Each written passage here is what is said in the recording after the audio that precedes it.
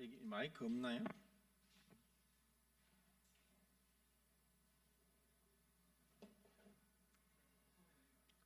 없어도 돼요. 그 얘기를 안 하니까.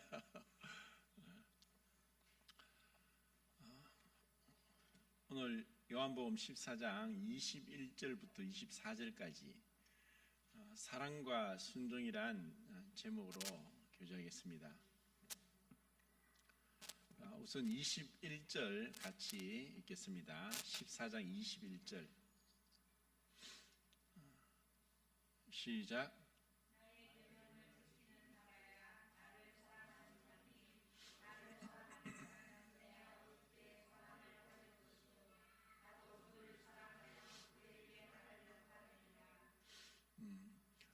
지금 그 예수님께서 마지막 그 제자들과만 지금 대화하고 있는 흔히 다락방 설교라고 하는 그 설교고, 이제 곧 주님께서 잡히시기 전에 하시는 말씀입니다.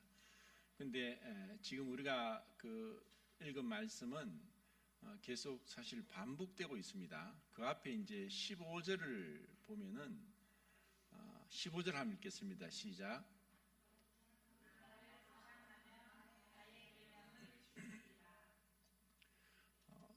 사랑하면은 그 계명을 지킬 것이고, 또 21절에서는 나의 계명을 지키는 자라야 나를 사랑하는 자고 내 아버지께 사랑을 받을 것이고 나도 그를 사랑하여 그에게 나를 나타내리라 라고 이제 하실 말씀을 볼 때 사랑하면은 종이 된다 하는 말이 이 말씀과 동일하지 않나 생각합니다. 그 사랑하면은 그 자발적인 종이 됩니다. 출애굽기 21장에 보면 이제 율법에 그 당시에는 이제 종이 이제 합법적으로 종이 있었는데, 여러 가지 이제 빚을 지고 그 갚지 못하면은 그 집에 들어가서 종이 됩니다. 근데 그 종이 들어갔는데 주인이 보고 혼자인 걸 보고 또 홍기도 있는데 또 아내를 줘서 결혼하게 합니다. 그러면 자식도 생기죠. 그러면은 이 율법에는 아무리 종으로 갔다 하더라도 6년이 차면은 7년째는 종으로 풀려나게 됩니다. 그것이 이제 안식년의 이제 안식법이고 면제년이라고 하는 안식년의 법입니다.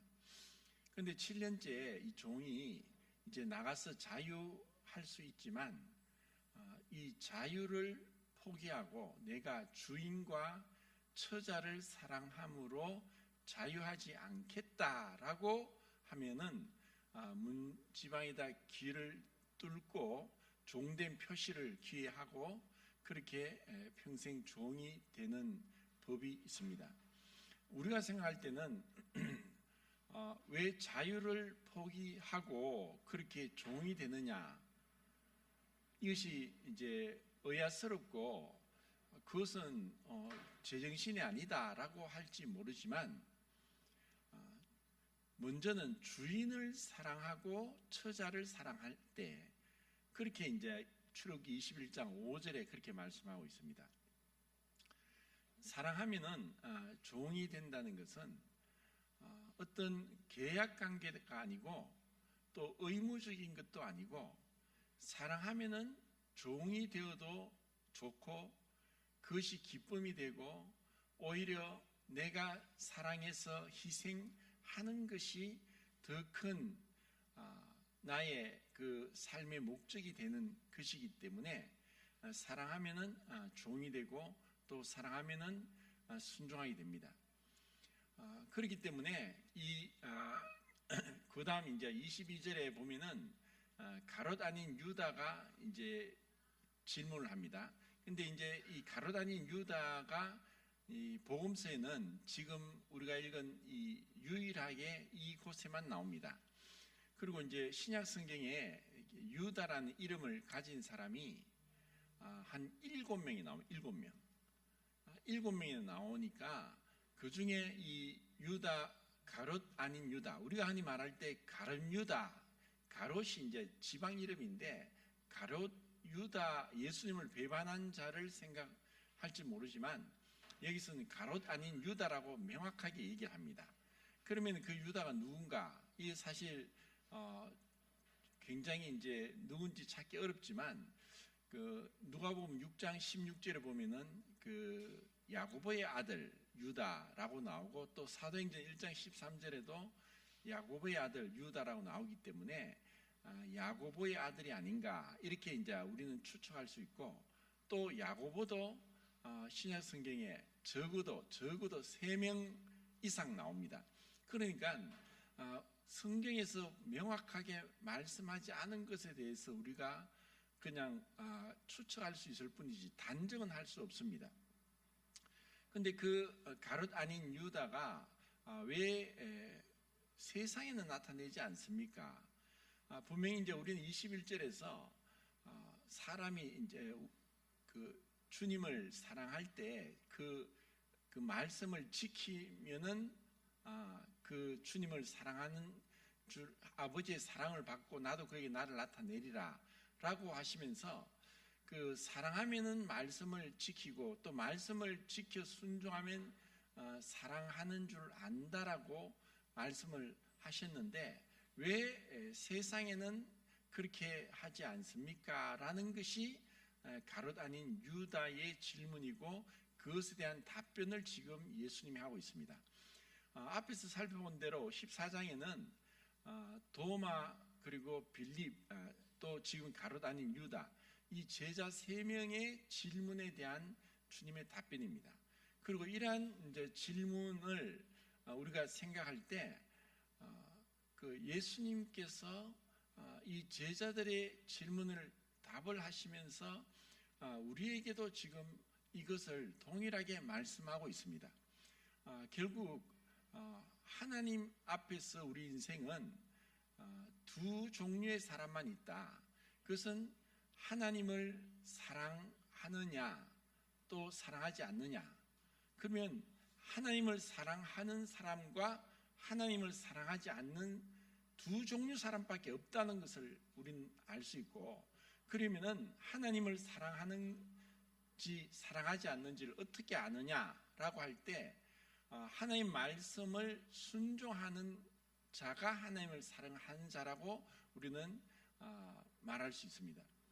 그러면 하나님을 사랑함으로 그 말씀에 순종하는 사람이 어떠한 은혜를 입는가? 그것은 사랑하고 그 말씀에 순종할 때 아버지의 사랑을 받게 되고 또 주님도 우리에게 자신을 나타내신다라고 말씀하시는 겁니다.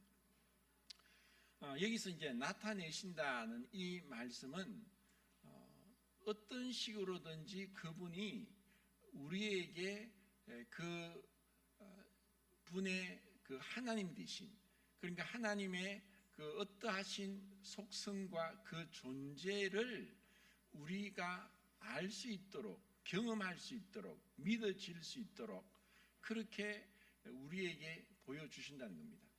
그러면은 생각할 때 그분이 어떻게 우리에게 자신을 나타내시는지를 어떻게 알 수 있는가? 이것은 우리 각자가 자신의 삶의 경험과 간증으로서 여러 모양으로 그분은 자신을 나타내신다고 생각됩니다. 각자 우리는 구원받았고 구원받았던 간증을 하고 그리고 그것을 통해 침례에 순종하고 모임의 지체로 더해집니다. 이러한 간증이 없다면은 정말 그분이 어떻게 살아 계시고 또 우리에게 말씀하시고 자신을 나타내는지 어떻게 알 수 있는가? 그건 정말 알 수 없는 거예요.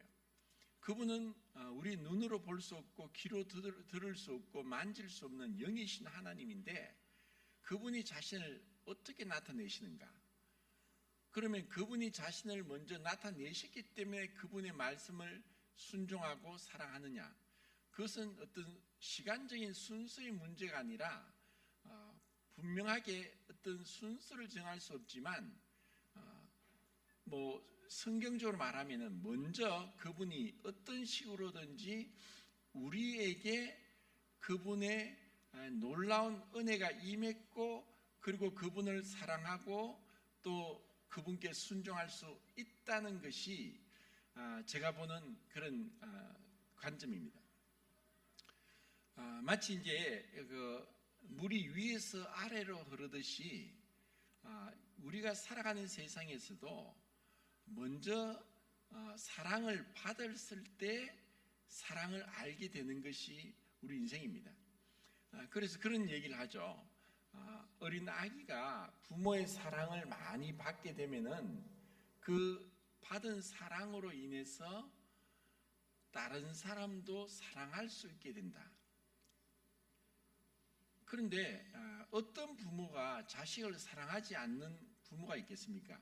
그런데 부모도 온전하지 못하기 때문에 처음에는 다 사랑한다 하지만 그 자라가는 과정 속에서 양육하는 과정 속에서 어떤 부분에 일그러진 사랑 또 온전치 못하고 또 그 뭔가 그 우리의 죄악에 뒤섞여서 사랑의 표현이 잘못되거나 또 그것이 부족하거나 채워지지 못할 때에 우리는 그런 사랑의 결핍으로 인해서 성격적인 또 아니면은 그 인격적인 결함이 우리 속에 어릴 때에 그것이 이제 나타날 수 있습니다.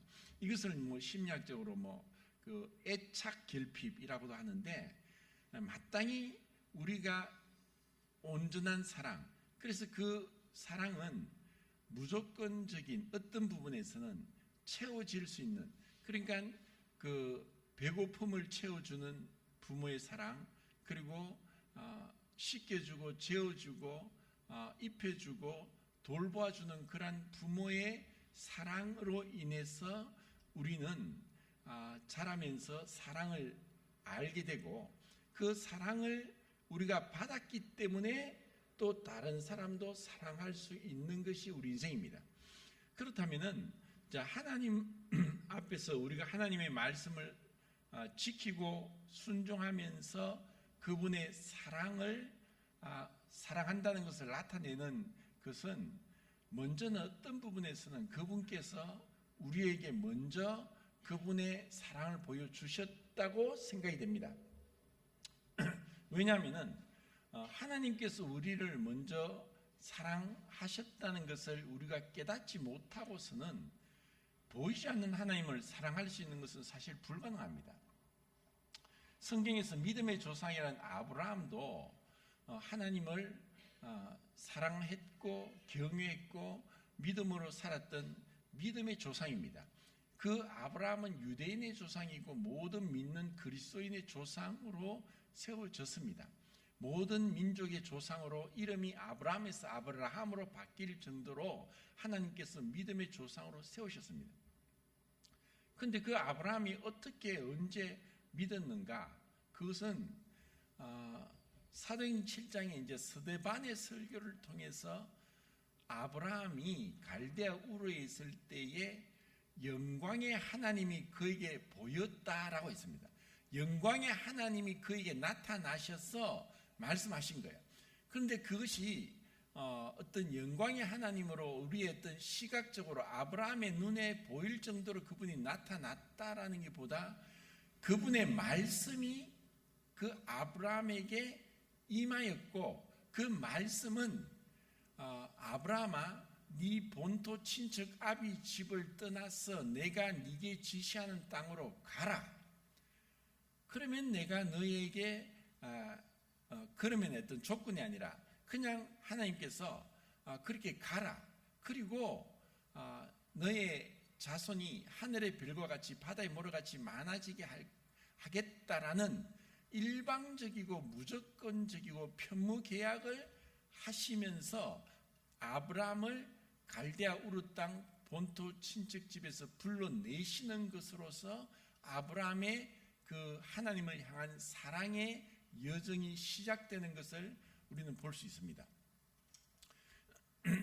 여기서 우리는 이제 가로다닌 유다가 질문하는 질문에서 왜 그 자신을 세상에 나타내지 않습니까? 라는 질문, 이것을 가로다닌 유다가 했고, 또 이미 요한복음 7장에서 예수님의 동생들이 예수님에게 왜 자신을 세상에 나타내지 않느냐, 세상에 나타내려고 하면은 예루살렘에 가서 하지 않고 왜 이렇게 시골에서 하시느냐, 이렇게 그분께 질문하면서 예수님을 믿지 못하는 동생들이 그렇게 예수님께 말씀을 드렸습니다. 이것은 세상과 이제 완전히 구별되는 그 하나님의 사랑을 받은 자는 세상과 다르다는 것을 보여주고 있고, 결국 세상은 하나님을 사랑하지 않고 하나님을 떠나서 스스로 그 자기를 하나님과 같이 높여서 하나님께 불순종하는 것이 바로 세상이라는 것을 우리가 알게 되는 것입니다.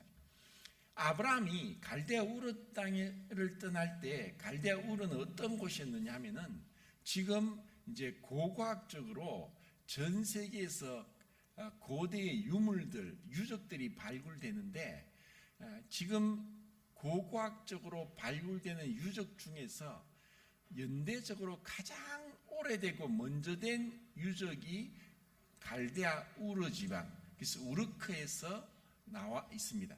이것은 이제 고고학적으로 증명된 겁니다. 그러면 아브라함이 그 갈대아 우르 땅 본토 친척 아비 집을 떠날 때에 이미 그 메소포타미아 지역에서는 가장 먼저 문명이 발달되고 도시가 세워졌고, 그리고 사람들이 그곳에서 그 풍요를 누렸던 것을 알 수가 있습니다. 그런데 그 아브라함은 노아의 10대 후손이고 아담이 20대 후손인데, 그 앞에 조상들이 몇 세의 자식을 낳았고 그 자식이 누구고 이런 말씀을 계속 하고 있습니다. 그런데 그 아브라함 이전에 그 조상들은 그의 자식들을 20세에서 30세 다 출산했다는 것을 얘기하고 있지만, 아브라함이 75세 되기까지 자식이 없었다는 것을 볼 수 있고, 그런 가운데 영광의 하나님이 아브라함에게 보여 나타나셨습니다. 그리고 그 약속의 말씀을 하시는 거예요. 그러니까 아브라함은 그 하나님의 약속을 붙잡고 그분의 말씀에 순종해서 그 믿음의 삶을 시작하게 되었던 것입니다. 결국 아브라함은 그렇게 해서 본토 친척 아비 집을 떠났고 그의 지도상으로는 2000km가 넘는 그 가나안 땅까지 왔습니다. 그런데 그곳에까지 왔는데 또 그곳에 기근이 들어서 그들이 목축업을 하고 있었기 때문에 기근으로 인해서 풀도 자라지 않고 해서 풀이 있는 지역으로 가다가 보니까 애굽 지방까지 내려가게 되는 거예요. 그러니까 그곳에서 또 이 갈대아 우르와 같은 나일강의 나일 문명, 나일강을 통해서 발달된 인간의 도시 문명인 그 애굽을 경험하게 됐습니다. 그러니까 아브라함은 그 갈대아 땅과 나일 애굽의 그 두 개의 문명을 다 경험하면서 하나님을 믿는 것은 이 세상 가운데서 하나님을 믿는 것이라는 것을 계속 경험하고 또 하나님을 의지하면서 세상 사람들이 세워놓은 이 편리한 문명, 그리고 어떤 쾌락이 있고 또 인간의 어떤 철학이 있고 인간의 어떤 제도가 있는 그 모든 것들을 또 떠나서 다시 애굽에서 가나안 땅으로 돌아오는 것입니다. 이것을 통해서 우리는 아브라함의 삶을 세 가지로 정의하려면 믿음으로 순종한 삶이었고, 두 번째는 장막이 거한 삶이었고, 세 번째는 어디 가나 제단을 드리면서 예배를 드린 삶이었다라고 이제 정의를 내릴 수 있습니다. 그러니까 아브라함이 그 장막이 거했다는 것은 갈대아 우르 땅에도 이미 그 성 도시가 세워졌고 집이 든든한 그런 벽돌로 지어진 집들, 돌로 세워진 집들이 있었고, 애굽에도 그랬었는데, 그런 편리한 그런 세상을 따르지 않고 하나님을 따르기 위해서 아브라함은 장막에 거했다라고 표현을 합니다. 이에 반해서 아브라함과 함께 갈대아 우르를 떠나왔던 그 조카 롯은 분명히 베드로가 말하기를 그는 구원받은 의인이고, 또 아브라함이 기도를 통해서 소돔성이 멸망받을 때 천사를 통해서 구원받게 됩니다. 그런데 그 롯은 아브라함을 따라왔지만 애굽에서의 그 도시 문명, 그 정말 사람들을 유혹하고 편리하고 또 쾌락적인 그러한 것들에 대한 그 동경이 있었고, 그것이 어떻게 표현됐느냐 하면은 소돔성에 거했고 그 성문에 앉았다는 그러한 말씀으로 롯은 아브라함과의 삶이 갈려지게 됩니다. 그런데 이것은 우리에게도 동일하게 우리가 구원받았다는 것, 하나님께서 우리에게 나타나셔서 하나님을 만났고 그리고 그분을 경험하게 되었고 우리가 구원받았다는 것은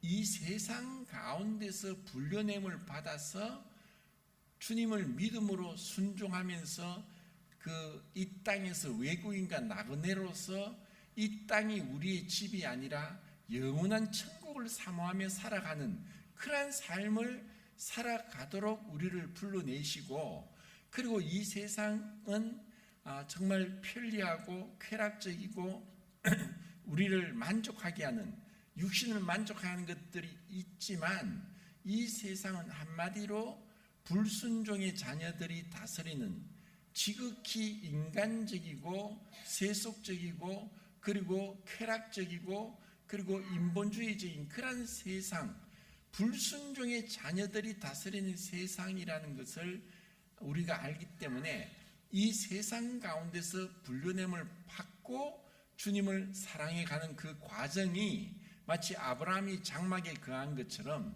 그렇게 우리가 이 세상에 대한 올바른 자세를 가져야 된다는 것입니다. 그렇지 않으면은 이 세상에 있는 것들이 마치 롯이 롯 소돔성에 있으면서 알게 모르게 영향을 받은 것처럼 롯은 사실 그 믿음이 있었음에도 불구하고 세상과 구분되지 못했어요. 그 결과는 사실 비참한 거예요.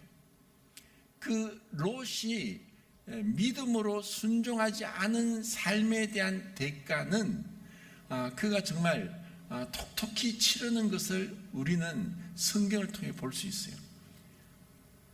이것은 우리에게 주는 교훈이고, 예수님께서도 롯의 철을 생각하라, 롯의 철을 생각하라.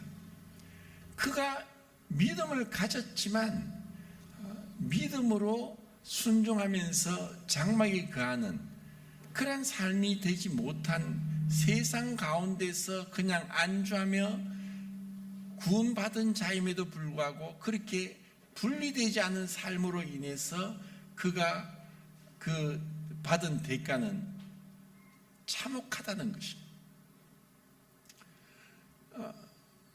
이런 것을 보면서 정말 우리는 주님을 얼마나 사랑하고 있고 또 주님을 얼마나 기쁘시게 하면서 그분을 따르고 있는가라는 것을 이제 생각해 볼 수 있습니다.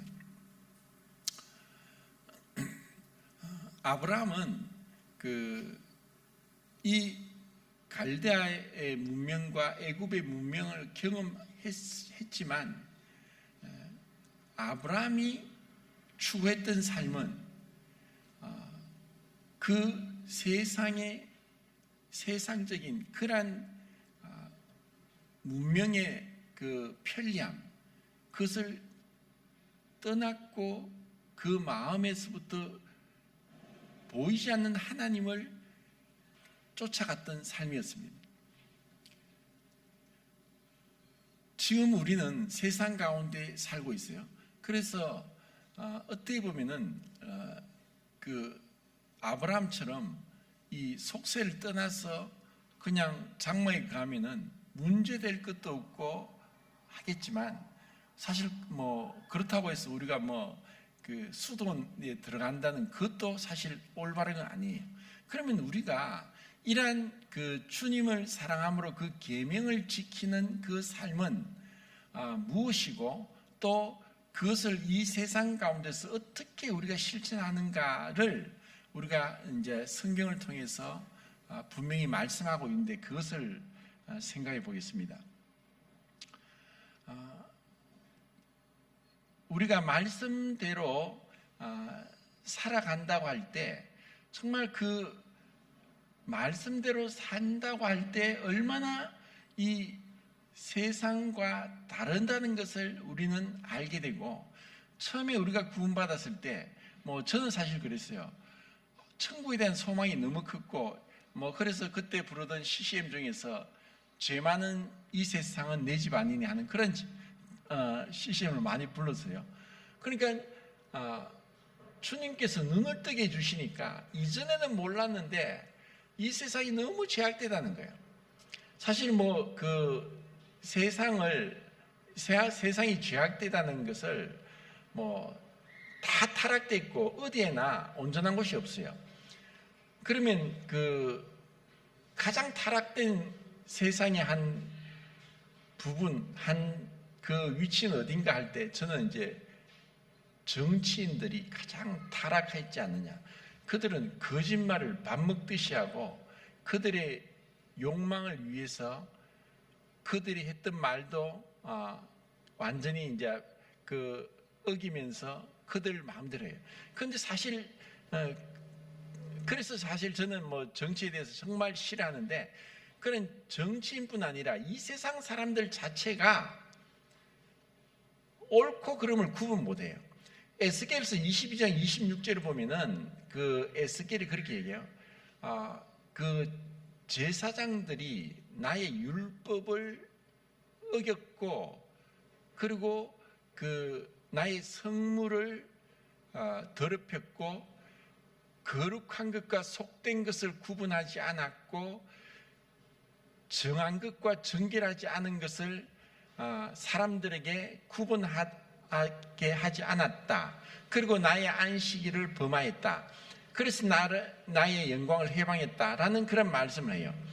그러니까 하나님께서 이스라엘 백성들에게 요구하신 것은 거룩한 것과 거룩하지 않은 속된 것, 정결한 것과 정결하지 않은 것을 구분하도록 했다는 거예요. 이것은 곧 우리 그리스도인들에게도 마찬가지예요. 우리 그리스도인들이 이 세상을 보면은 한마디로 부정한 세상이에요. 부정이란 그 한자를 볼 때 두 가지로 생각할 수 있는데, 부정, 안일 부자이다.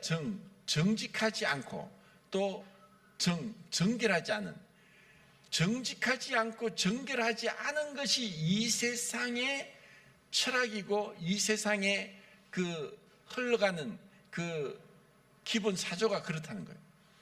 이 세상 사람들은 옳고 그름이 중요한 것이 아니라 무엇이 나를 기쁘게 하는가, 오로지 자기 자신에게만 사로잡혀 있는 거예요. 그렇기 때문에 하나님을 사랑할 수 없죠. 하나님의 그 말씀은 창세기에서 세상을 창조하시면서, 그분이 6일 동안 창조하시면서 계속 반복되는 말씀은 나누시는 거예요. 분리하시는 거예요. 빛과 어둠을 나누시고, 하늘과 땅을 나누시고, 바다와 육지를 나누시고, 계속 나누시면서 빛이 들어오면은 어둠과 빛이 나눠지는 거예요. 이것은 요한복음 이제 1장부터 나오는 말씀이고, 빛이 어둠에 비치되 어둠이 깨닫지 못하더라. 그리고 그들이 빛보다 어둠을 더 사랑했기 때문에 빛 가운데 나오지 않았다라고 하는 거예요. 이 세상은 정말 하나님께서 빛을 비추고 말씀하시고 그것을 성경을 통해 말씀하시고 우리 양심을 통해 말씀하시는데 우리의 양심이 무뎌졌고 화인 맞았고 양심이 부패했기 때문에 이 양심을 지킨 사람도 없고 양심의 가책을 느끼는 사람도 없이 그냥 문둥병자와 같이 고통도 모르고 죄가 죄인 줄도 모르고 살아가는 게 이 세상인 거예요. 그런데 이 세상 가운데 우리가 구원을 받았다는 거예요. 그러니까 우리는 이 세상 가운데서 옳고 그름을 알고 거룩한 것과 거룩하지 않은 속된 것 그리고 깨끗한 것과 깨끗하지 못한 것에 대한 구분을 하면서 살아가지 않는다면은 우리를 구원하신 그 주님의 뜻 가운데서 우리는 주님을 온전히 사랑하지 못하고 또 순종하지 못하게 된다는 거예요. 이것이 성경에서 지금 예수님께서 말씀하시는 거예요. 그러니까 예수님이 이 말씀을 하시면서 가룟 유다가 왜 세상에는 자기를 나타내지 않습니까? 그러니까 23절에 14장 요한복음 14장 23절을 같이 읽겠습니다. 23절 시작.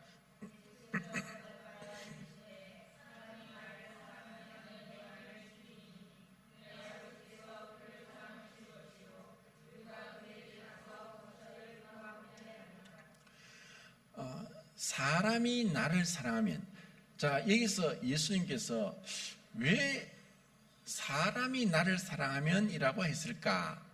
라는 이 말씀을 제가 이제 곰곰이 이제 묵상하면서 사람이 나를, 예수님을 사랑하는 것은 앞에서 제가 말씀드렸듯이 특별한 은혜가 임해야 되고 또 그것이 그 은혜가 우리의 믿음을 일으키고 순종하게 하는, 그래서 그 사랑 안에 거하게 되는 이러한 그 과정 속에 있다는 거예요. 사람이 나를 사랑하면, 그러면 예수님이 누구신가? 예수님은 하나님이시죠. 그러니까 우리 사람이 어떤 부분에서는 사람이 사람을 사랑한다는 것도 부족할 정도로 우리는 그 사랑을 사실 잘 모르는 거예요. 사랑을 잘 모르고 사람이 사람도 사랑하지 못하는데 하나님을 사랑한다? 그것은 주님의 은혜로 인해서 예수님을 사랑하게 되고, 그래서 그 삼위일체 하나님의 우리를 향한 그 특별한 보호하심과 구속과 그분의 인도하심 가운데 들어가게 되는 것이 지금 우리의 신앙적인 삶인데, 이 사람이 어떻게 하나님을 사랑할 수 있는가? 그것은 하나님께서 먼저 우리에게 사랑을 보여주셨기 때문이고, 우리가 그 사랑을 알게 될 때야, 그때서야 우리는 다른 사람도 사랑할 수 있다는 거예요. 이것을 이제 야고보서 2장 8절에서는 우리에게 최고의 법을 얘기하는 거예요. 그것은 이웃사랑이라는 거예요. 결국 우리가 그 하나님을 사랑하게 될 때 하나님 말씀에는 네 이웃을 네 몸같이 사랑하라, 내가 너희를 사랑한 같이 너희도 서로 사랑하라. 결국 그 말씀인데, 우리가 주님을 사랑하지 못하면 다른 사람을 사랑할 수 없는 거예요. 그러면은 이 세상은 뭐냐? 사랑이 없으면은 미움밖에 없고 싸움밖에 없어요. 며칠 전에 중동에서 큰 전쟁이 일어났어요. 이스라엘이 이란을 폭격했죠. 그러니까 이란도 또 드론을 100대를 띄웠다 그러고 또 미사일도 발사했다 그러고 또 이스라엘은 또 보복 공격한다 그러고, 그래서 이것이 언제 끝날지, 아직도 러시아 우크라이나 전쟁이 아직도 지속되고 있어요. 어떻게 보면 인류 역사는 전쟁의 역사고 끊임없이 서로 싸우는 거예요. 결코 양보하지 않고 이에는 이, 눈에는 눈, 그리고 상한 것은 상한 것으로, 데운 것은 데운 것으로 철저히 이 보복이 끊이지 않는 거예요. 이것은 우리의 죄악이 얼마나 끔찍하다는 것을 보여주는 거예요. 이런 가운데 정말 우리가 예수님을 사랑하게 될 때 그때서야 진정으로 다른 사람을 사랑하게 돼요. 우리가 그 복음의 진수고 대언장이라고 하는 로마서에서 로마서 3장 21절부터 이제 8장까지 이 복음이 나와 있고, 그리고 그 복음 안에 하나님의 사랑이 분명하게 나타나 있어요. 그리고 그 하나님의 사랑이 이제 로마서 12장부터 어떻게 하나님의 사랑을 다른 사람에게 나타내는가가 말씀되고 있어요. 그래서 12장 9절에는 사랑에는 거짓이 없나니 하고 이 사랑에는 거짓이 없다라고 하시는 거예요. 그리고 13장 10절에는 사랑은 이웃에게 악을 행치 않는다. 결국 그 거짓이 없고 악을 행치 않는 것이 사랑인데, 이 세상은 하나님을 사랑하지 않기 때문에 거짓 가운데 있고, 그리고 서로 악을 행하고 있어요. 이것이 세상이에요. 세상은 한마디로 말해서 이 거짓 가운데, 혼돈 가운데 있어요. 이것이 바로 바벨론이에요. 바벨론은 이미 그 아브라함이 있을 때 그때 이미 바벨탑이 세워졌고, 그리고 그 바벨탑을 세우면서 니무롯이라는 지도자가 나와서 하나님께 도전하는 어마어마한 인간의 반역이 일어났어요. 그래서 하나님이 그 바벨탑을 쌓는 사람들의 언어를 혼잡하게 해서 그들을 흩어지게 했고 세상에 다 흩어지게 한 거예요. 언어를 혼잡시켰어요. 그래서 그 바벨탑, 바벨이라는 뜻은 히브리어로 혼돈이라는 뜻이에요. 이 세상은 혼돈 가운데 있어요. 그냥 뒤섞어 버리는 거예요. 옳고 그런 것, 거짓된 것과 또 정결한 것을 섞어 버리는 것이 이 세상이에요. 그러니까 우리가 주님을 믿고 눈을 뜨고 올바른 분별력을 가지지 않으면은 이것이 하나님께로 왔는지 마귀로부터 왔는지, 이것이 세상적이고 하나님이 미워하시는 건지, 세상을 사랑하지 말라, 세상을 사랑하면 아버지의 사랑이 그 속에 있지 아니하리라. 하나님을 사랑하면 세상을 사랑할 수 없게 되는데, 왜냐하면 세상은 혼잡되고 뒤섞여졌어요. 그러니까 바벨탑이 무너진 것이 아니라 언어가 혼잡해졌어요. 이 바벨탑, 바벨론이 무너지는 것은 계시록 19장에 갔어야 무너져요. 바벨론이 완전히 무너지거든요. 그러니까 인간이 세운 도시와 철학과 사상과 이 모든 것들은 하나님이 없는 이 세상은 언젠가는 심판받는다는 거예요. 이 하나님이 없는 세상은 거짓되고 악을 행한다는 거예요. 그래서 12장에서는 사랑은 사랑엔 거짓이 없고, 13장에는 사랑은 이웃의 악을 행치 않는데, 그런데 이제 14장에 와서 지난주 수요일 날 이제 교제했던 말씀이에요. 난데없이 먹는 것과 날에 대해서 얘기를 해요. 그러니까 어떤 사람은 이것을 먹을 수 있는 믿음이 있는데 어떤 사람은 못 먹고, 어떤 사람은 이 날을 중요했는데 어떤 사람은 이 날을 경영이고. 로마 교회 당시에 그 로마의 구성원은 그 이방인으로 있다가 구원받아서 들어온 성도가 있었고, 또 유대인으로 살다가 복음을 듣고 구원받아서 들어온 성도가 있었고, 또 이방인으로 살다가 유대교로 전향했는데 유대교로 전향했다가 복음을 듣고 구원받아 들어온 그 이방인 유대교인 성도가 있었어요. 그러니까 이런 다양한 부류의 사람들이 섞여 있다가 보니까 그렇게 해서 구원을 받았지만, 구원을 받았다는 것이 은혜로 구원을 받았지 그들이 아직까지 불완전하고 미성숙한 성도라는 거죠. 그러니까 그들에게 각자의 분별력이 달랐어요. 그리고 그 당시에는 그 이방 이교 사회였기 때문에 많은 우상이 있었어요. 그러면 우상에 있으면 우상에게 그 제물을 갖다 바치는 것이 마치 이스라엘이 그 성막에서 성전에서 제사를 드리는 것 똑같았어요. 그런데 그들이 이런 제물을 갖다 바쳤는데 이스라엘과 다른 것은 뭐냐면은 그들이 제물을 바쳤는데 바치고 나서 그 제물은 이제 고기 종류였죠. 고기를 다시 시장에 내다 팔는 것이 그들의 그 관습이었다는 거죠. 그런데 하나님께서 이스라엘 백성들의 제사를 드리게 한 것은 그 제사는 그 제물을 완전히 불태우는 것이 제사였어요. 그리고 완전히 불태워진 것을 하나님이 흠령하셨다. 기쁘게 향을 맡으시면서 기뻐하신 거예요. 그것은 뭐냐면 이 죄에 대한 하나님의 단호한 거룩한 분노가 그 제물을 완전히 불사른 데서 나타났던 거예요. 그런데 이방인들은 우상의 제물을 갖다 바치는 것은, 우상은 뭐냐면 자기를 위한 것이 우상이에요. 결국 그들이 우상을 섬기지만 자기를 섬기는 거예요. 우상은 하나의 대용품이에요. 우상의 제물을 바쳤지만 그 제물이 고기였기 때문에 그것은 오늘날도 마찬가지로 그것은 돈인 거예요. 돈인데 그 돈을 불태워버린다? 미친 짓이죠.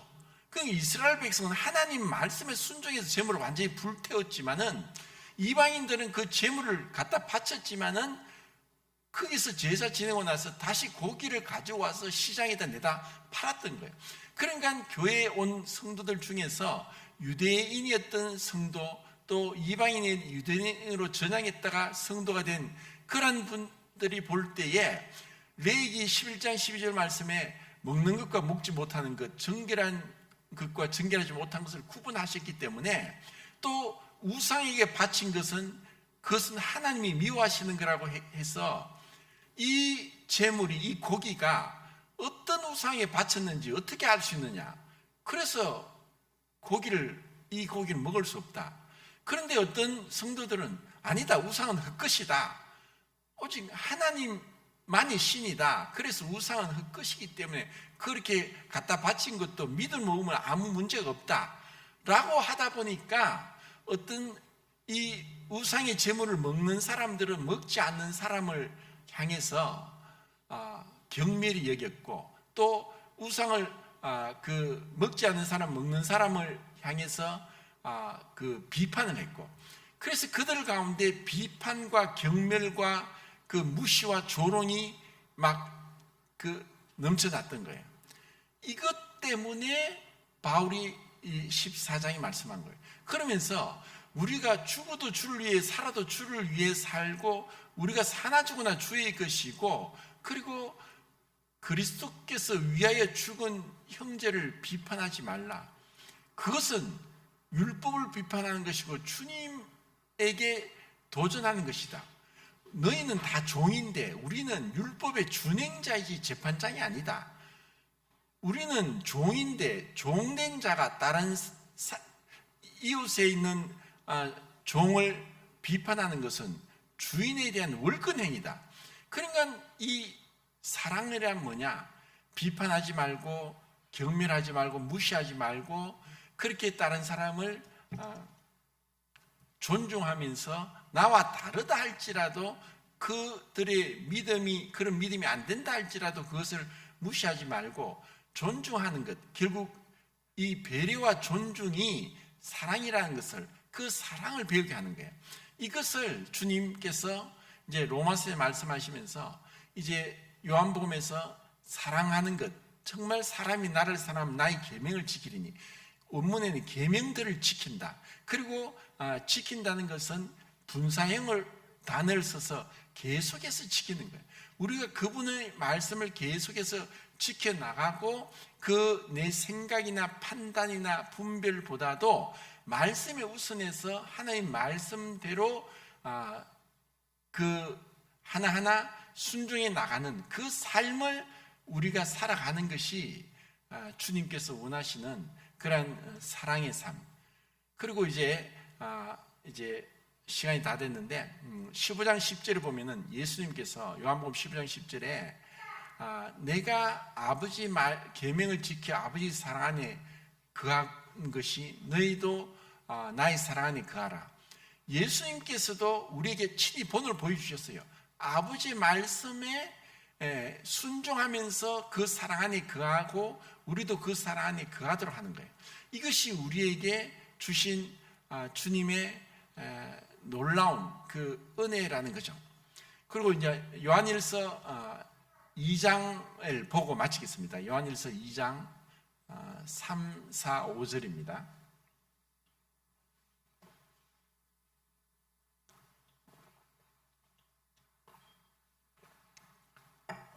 읽겠습니다. 시작.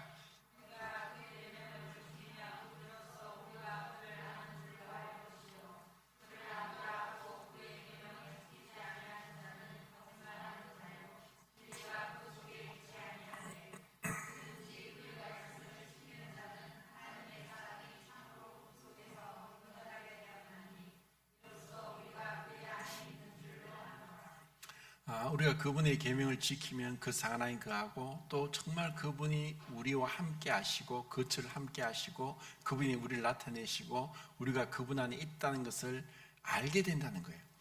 이것은 세상이 절대로 알 수 없는 거예요.